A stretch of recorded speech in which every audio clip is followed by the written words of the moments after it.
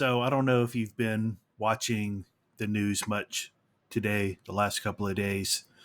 Um, I just want to encourage you as a Christian, if you're watching this, to really just devote some really serious time to prayer for the Christians, the true Christians in Afghanistan. Um, as you probably know by now, Afghanistan has completely fallen to the Taliban. It's done. It's over. Um, the only way, the only way to undo it would be for the United States to go back in and go back into full blown war again, and that's just not going to happen. And it's probably not a good idea. But as Christians, we should really have a deep and sincere, heartfelt sympathy for these people as they move underground, um, as persecution increases at alarming rates. Um, a lot of churches today brought this up in service, and you know, pastors all across the political spectrum, your leftist pastors, your right wing pastors, everybody, they're all saying the same thing now. Everybody's on the same page. This this administration in the United States, this Biden administration, and which is really the Kamala Harris administration, is just an absolute joke. But probably the thing that makes me the angriest about the entire situation is that all of these pastors that stood up this morning and led their churches in prayer for Afghanistan were, a year ago denouncing Donald Trump and saying, not everybody, but a number of them were there. And I did a podcast on this a week or so ago about this very thing, but they're acting like they are surprised that a Biden administration, a Joe Biden, or any kind of leftist Democrat administration, for that matter, would be this incompetent, this careless in any situation, let alone probably the greatest threat to our national security in history. But,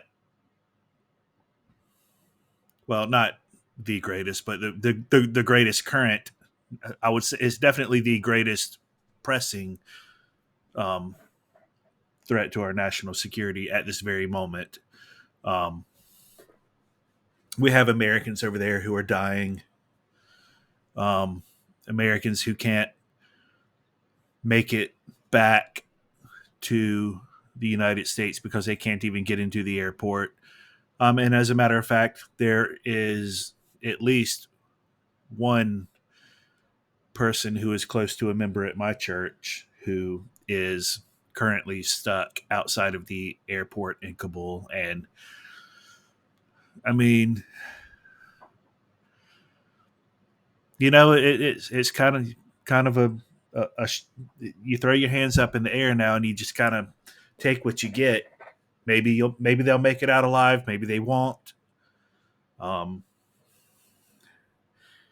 if there's any indication to the Taliban that these people are Christians, then that that likelihood plummets. Um, but again, like I said, the thing that makes me just the absolute angriest about this is these pastors who tried to convince everybody that you know, politics doesn't really matter, and doesn't really matter if you vote for left or the right.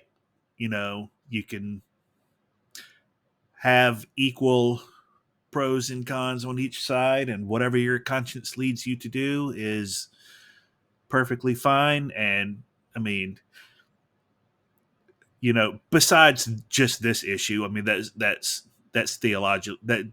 Demonstrates theological ineptitude on the part of these pastors who are pushing this. The David Platts, the Matt Chandlers, the Russell Moores, all of those kind of people. But now these very same people are, you know, this morning leading their churches in prayer for the Afghan people and for the Americans that are stuck in Afghanistan, and, you know, acting like, they weren't warned that the most incompetent administration in United States history is going to be in charge if, you vote for these people. But like I said before in my previous podcast, this is the judgment of God on America. It's not going to get any better. I mean, at least it doesn't look like it is. Of course, God can do as He pleases, intervene as He wills.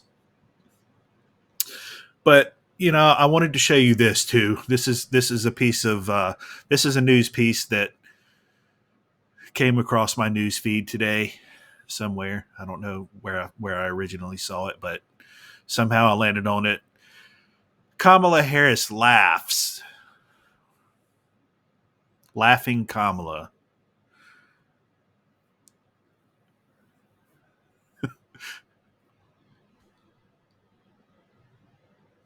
They say laughing is a sign of nervousness. She knows. She knows that they screwed up. She knows that her entire administration, and I'm saying her because she runs the show, her entire administration is a screw up.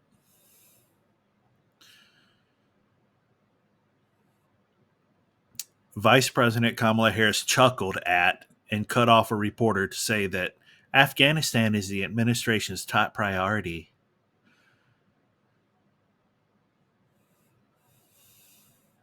Harris, who was currently traveling through South Asia, was asked about the situation in Afghanistan, where the United States and other Western countries have been rapidly working to get their own citizens as well as Afghan refugees out of the country since the Taliban took over.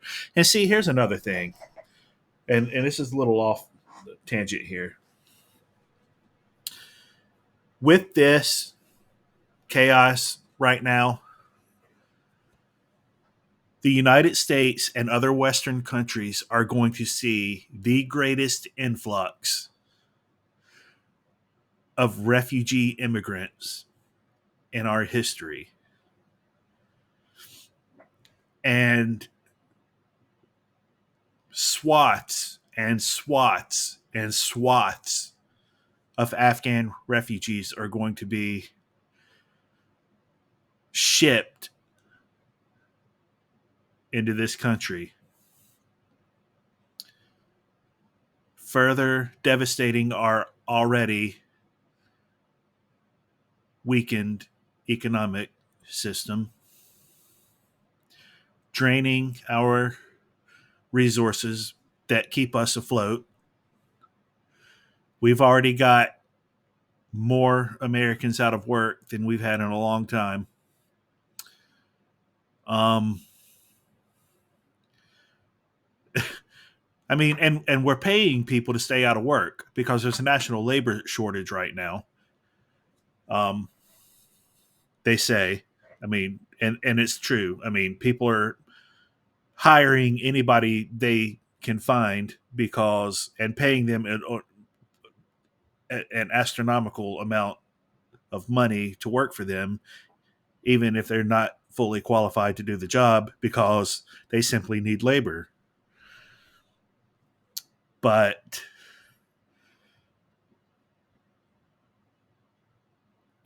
this country is printing trillions of dollars trillions of dollars and just handing it out. The value of the dollar is, I mean, it's already worthless. We just haven't realized it yet. The value of the dollar right now is, and it's just a matter of time before people start realizing it. And you know, I mean, I hope you've got your if you have any savings, I hope you have it diversified in something other than just a savings account. But I'm not going to get into that. But back to what I was saying, we're going to have more refugees coming to this country than we can handle, and it's going to drain our resources, and it's going to run our economy into the ground, like deeper than it already is. Like what little bit we have left is just hanging on by a thread. It's falsely inflated by the trillions of dollars that our government printed and handed out, and once that runs out, you know, we could very well be like a third world country. I mean, that is not far fetched to see something like that happen. And the problem is, you have these people who are supposed to be protecting our country and protecting our economy and protecting our freedoms laughing when they're asked about it. And, we got nobody to blame but ourselves. I mean, of course, I can always say, don't blame me. I voted for Trump or, whatever. And don't get me wrong, you know, even if Trump were in office, things would still not be great because we cannot stop the judgment of God. Maybe it would have prolonged it for a little bit. Maybe it would have kept our economy in check a little bit. But the bottom line is that God is judging this nation, and there's nothing we can do about it.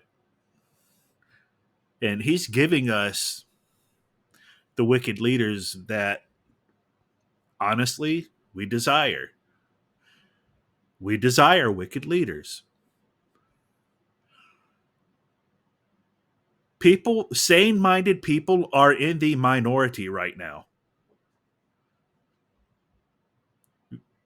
People who demonstrate rational thinking, logic, the ability to reason, the ability to think things through and, discern the long term consequences of decisions that we make as a country or individually, those kind of people are in the minority right now.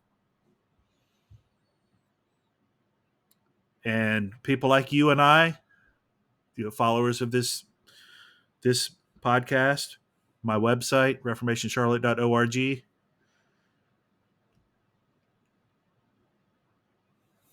and few and far between. I hate to say it. People like being led to the slaughter. That's what they like because it takes no effort. It takes no effort to be led to the slaughter. And you see sheep, like God talks about, the scriptures talk about, Psalms. All we like sheep are led astray to the slaughter.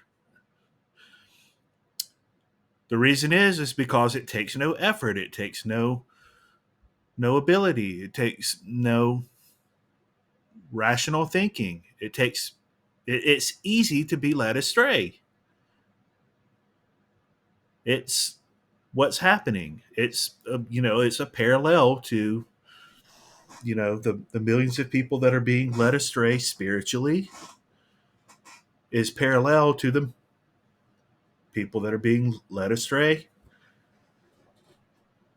by our government and wicked people in this world.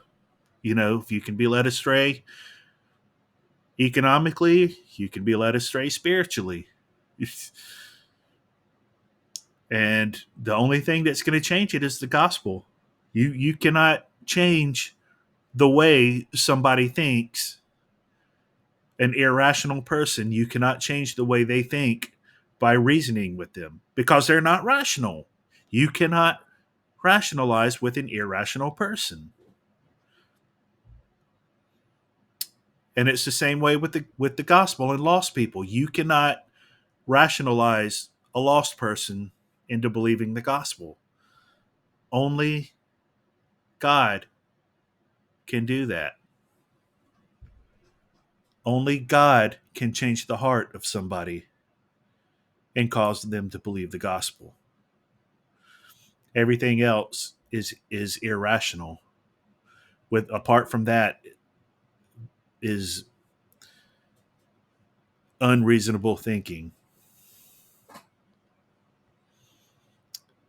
So anyway, I want to encourage you to pray for these people. Um, and admittedly, this is a hard thing for me to even cough up, but we got to pray for our leaders. We got to pray for Kamala Harris and Joe Biden. I get it, but we have to do it because the scripture commands us to. And honestly, I mean, we should do it joyfully, and I know it's hard. I admit it's hard for me to do that joyfully.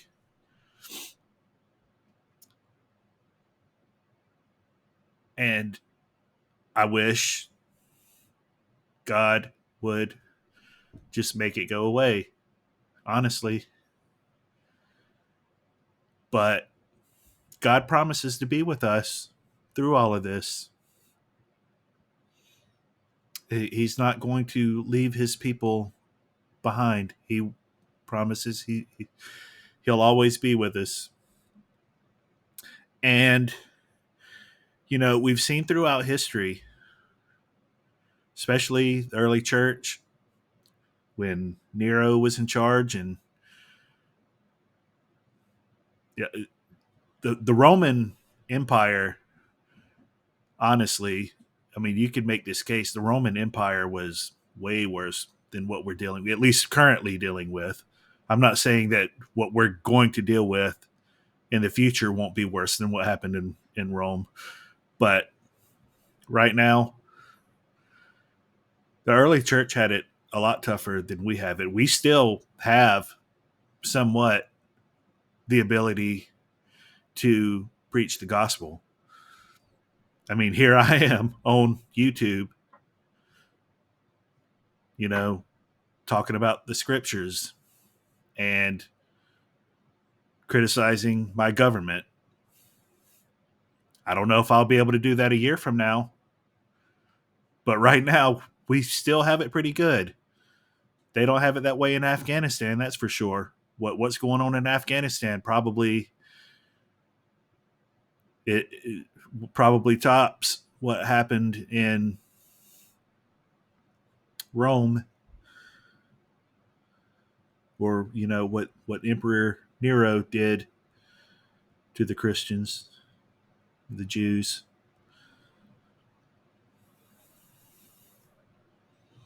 Tough times ahead of us, folks. Let's be in prayer. But let's pray for those Christians over in Afghanistan. They need it. We have to do it.